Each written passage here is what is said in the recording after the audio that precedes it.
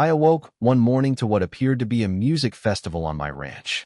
There were hundreds of tents, RVs, and campfires covering my pasture like a neon rash. And dead center of it all, Karen, the president of the HOA, standing on top of a plastic table with a megaphone yelling, "Welcome to the Freedom Campout." Only issue: she didn't own an inch of this ground.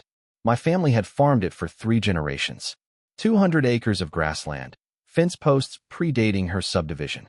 Years she'd sent me phony fines and rage letters. Now she was hosting a festival on my land. The flyers termed it a community greenbelt celebration. By Karen's standards, my pasture was the HOA's public park.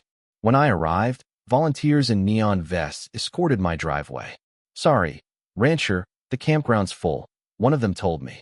On my property. I didn't take issue. I documented everything: the smashed signs, the cans of beer, Karen crowing into her bullhorn. Then I called the sheriff. Not to report a problem, but to put notice. At noon the next day, I'd be relocating my animals. By the book. Anyone trespassing? That's their problem. When the time arrived, I opened the north gate. 24 Angus bulls stood waiting. At my whistle, they began to move, slow, steady, calm. But to 500 campers with beer cans and selfie sticks, it looked like a stampede. Panic exploded. Tents collapsed. RVs peeled out. Someone tipped a generator, sparks flying. Karen screamed into her megaphone, "He's bluffing." But nobody stayed. Within minutes, the so-called festival was in full retreat. The sheriff showed up just in time to witness my herd walk through the debris. He shook his head. "Well, that's one way to clear a trespass." Karen insisted I be taken into custody. The sheriff held up my documents. "Ma'am, this was lawful movement of livestock. They were trespassing, not him." By evening, the field was vacant.